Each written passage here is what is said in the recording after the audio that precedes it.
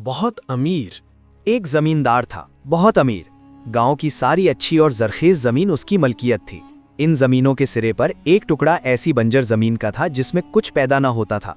जमींदार ने सोचा, इस जमीन से कोई फायदा तो होता नहीं, क्यों ना इसे किसी गरीब किसान को देकर इस पर एहसान जताया जाए। अगर इसकी मेहनत से ज़मीन अच्छी हो गई और फसल देने लगी तो फिर वापस ले लूँगा।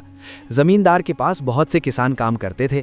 उनमें से उसने एक ऐसा किसान चुना जिसके मुताल्लिक उसे यकीन था कि अगर कभी ज़मीन वापस लेनी पड़े तो चुपचाप वापस कर देगा। ज़मींदार ने किसान को बुलाया और कहा, मैं अपनी ज़मीन का वो टुकड़ा जो टीले के पास है तुम्हें देता हूँ।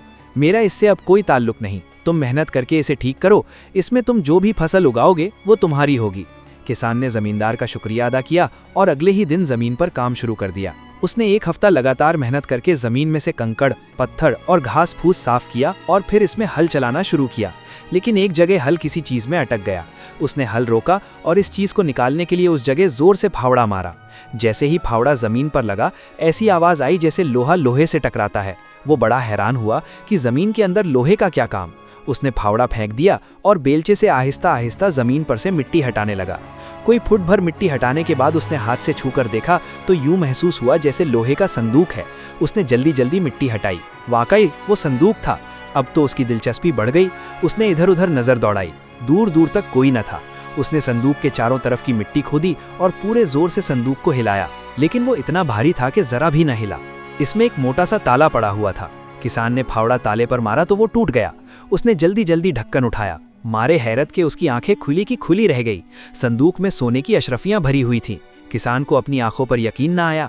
उसने अशरफियों को उलट पलट कर देखा। वाकई सोने की अशरफियां थीं। उसने फिर एक बार इधर उधर नजर दौड़ाई। आसपास कोई न था। उसने एक अशरफी उठाई और जेब में डाली, संदूक को बंद किया और उसके ऊपर मिट्टी डालकर जमीन बराबर कर दी। आदमी समझदार था। उसने सोचा अगर जल्दबाजी से काम किया तो सारी दौलत हाथ से जा सकती है। वो चुपचाप हल चलाता रहा और साथ साथ सोचता रहा कि इस संदूक को यहाँ से ले जाने में किससे मदद ले। आखिर उसने फैसला किया कि सिवाय बीवी के और किसी को ये राज ना बताए। लेकिन मुश्किल ये थी कि उसकी बीवी पेट की बहुत हल्की थी। वो जब भी अपनी बीवी को कोई राज की बात बताता वो सारे गाँव में फैला देती। सोच सोच कर किसान ने इसका भी हल ढूंढ लिया। वो शहर गया और एक सुनार के हाथ अशरफी फरोख्त की। सुनार ने उससे इतने रुपए दिए कि उसकी जेबें भर गईं। अब वो पकौड़ों की दुकान पर गया और एक मन पकौड़े खरीद लिए। पकौड़े लेकर वो अपने खेत में गया और सारे खेत में पकौड़े बिखेर दिए। उसके बाद वो फिर शहर गया और बाजार से 200 समोसे, एक झाड़ू और 4 कबूतर खरीद लिए। फिर एक मजदूर से ये सब चीज़ें उठवाकर घर आ गया।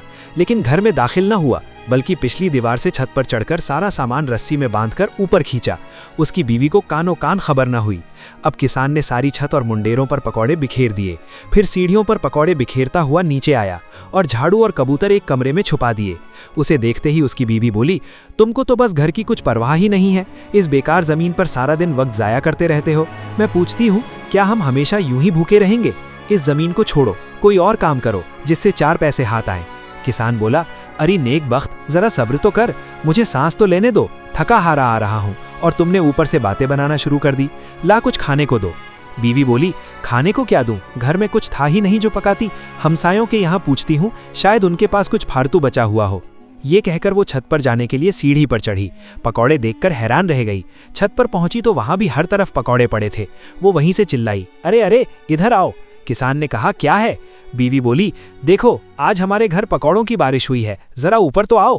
किसान ऊपर जाकर बोला, वाकई ये तो कमाल हो गया, इन्हें इकट्ठा कर लो, एक हफ्ता आराम से खाएंगे। जब वो पकौड़े खा रहे थे तो किसान ने कहा, मैं तुम्हें खुशखबरी सुनाता हूँ, लेकिन शर्त यह है कि ये बात तुम्हारे सिवा किसी और को मालूम ना हो। बीवी बोली, तुम पूरी तसल्ली रखो, मैं किसी से जिक्र न करूंगी। इस पर किसान ने बीवी को संदूक वाली बात बता दी, लेकिन पकौड़ों, समोसों, झाड़ू और कबूतरों के बारे में कुछ न बताया। इतनी दौलत का ख्याल करके किसान की बीवी का मुंह खुला का खुला रह गया। वो बोली, चलो अभी उठा लेते हैं वो संदूक। किसान बोला, कैसी बातें कर रही हो, रात तो हो लेने दो। अंधेरा हुआ तो दोनों घर से बाहर निकले। किसान ने कहा, पहले तुम जाओ, मैं थोड़ी देर बाद आऊंगा।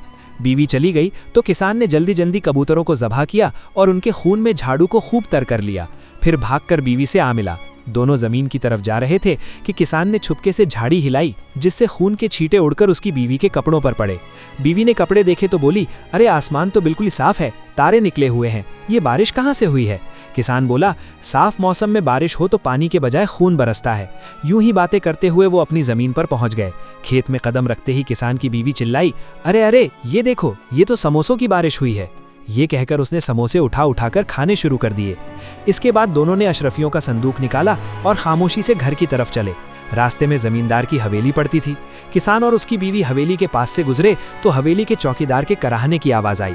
किसान जानता था कि चौकीदार काफी अरसे से बीमार है। बीवी ने पूछा, ये कौन रो रहा है? किसान बोला, सुना है एक जन जमींदार को उठाकर ले गया है, इसीलिए उसके बीवी बच्चे रो रहे हैं। घर पहुंचकर किसान ने जमीन खोदी और बीवी की मदद से अशरफियों वाला संदूक उसमें दबा दिया।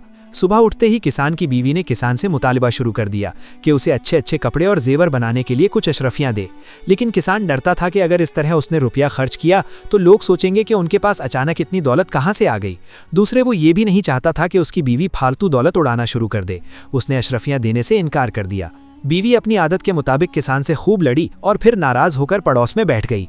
किसान ने जमीन में से संदूक निकाला और सहन के कोने में नया गड्ढा खोदकर उसमें दफन कर दिया। शाम को किसान की बीवी वापस आई और अपने कमरे में जाकर लेट गई। थोड़ी देर बाद हमसाये की बीवी आई और किसान की बीवी ने हमसाये से कहा, बहन, मैं तुम्हें एक बात बताती हूँ, लेकिन शर्त यह है कि तुम इसका जिक्र किसी और से न करना। हमसाये ने उसे यकीन दिलाया कि वो किसी से न कहेगी। तो किसान की बीवी ने उसे अशरफियों वाले संदूक की बात बता दी। औरतों के पेट में कोई बात नहीं ठहरती। हमसाये ने वो बात किसी और को बता दी और यूं होता होता ये बात सारे गाँव में फैल गई। जमींदार के कान में भी इसकी भनक पड़ गई। जमींदार गुस्से से बफरा हुआ किसान के घर आया और बोला, तू बहुत धोखेबाज और बेईमान है। मैंने तेरी गुर्बत का ख्याल करके तुझे ज़मीन दी। इस ज़मीन में से अशरफियों का संदूक निकला तो तुझे चाहिए था कि फ़ौरन मेरे हवाले कर देता। कहाँ है वो संदूक? किसान पहले तो घबराया, लेकिन फिर घबराहट पर काबू पाकर बोला, हजूर, मेरी क्या मजाल कि इतनी बड़ी दौलत हाथ आती और मैं आपसे छुपाता? ऐसी तो कोई बात नहीं। जमींदार गरज कर बोला, सारा गांव इस बात को जानता है, तेरी बीवी ने सबको बता दिया है। वो खुद तेरे साथ वो संदूक उठाकर लाई है। ज्यादा चालाकी मत कर, जल्दी बता कहाँ है वो संदूक। किसान ने जमींदार के आगे हाथ जोड़ते हुए कहा, हजूर, ये बड़ी झूठी औरत है। सब जानते हैं कि ये हमेशा मुझसे लड़ती रहती है। ये बात भी इसने मुझे बदनाम करने के लिए गढ़ी है। किसान की बीवी, जो अब तक चुप बैठी थी, एकदम बरस पड़ी। क्यों झूठ बोलते हो? उस दिन मुझे साथ लेकर नहीं गए थे? किसान ने कहा, किस दिन की बात कर रही हो? बीवी बोली, जिस दिन शाम को पकौड़ों और रात को समोसों की बारिश हुई थी। किसान की बीवी की ये बात सुनकर जमींदार ने सोचा कि कहीं इस औरत का दिमाग तो नहीं चल गया, कभी पकौड़ों और समोसों की बारिश भी हुई है। किसान अपनी स्कीम की कामयाबी से बहुत खुश था। उसने बीवी से कहा, और क्या हुआ था उस दिन? बीवी बोली, खून की बारिश हुई थी। और क्या होना था? जमींदार ने किसान से कहा, कैसी बातें कर रही है तेरी बीवी? खून की बारिश तो हमने न कभी सुनी न देखी। किसान ने कहा, ये हमेशा ऐसे ही बकबक करती रहती है। फिर किसान ने अपनी बीवी से कहा, कुछ और याद हो तो वो भी बताओ। हाँ हाँ, बीवी बोली, उस दिन एक जन जमींदार साहब को उठाकर ले गया था और हवेली में लोग रो रहे थे। ये सुनते ही जमींदार को गुस्सा आ गया। उसने अपने मुलाजिमों से कहा, इस चुड़ैल की खूब मरम्मत करो। किसी जन की जुर्रत है कि मुझे उठाकर ले जाए? इस कमबख्त ने झूठ बोलकर गरीब किसान को नाहक बदनाम किया।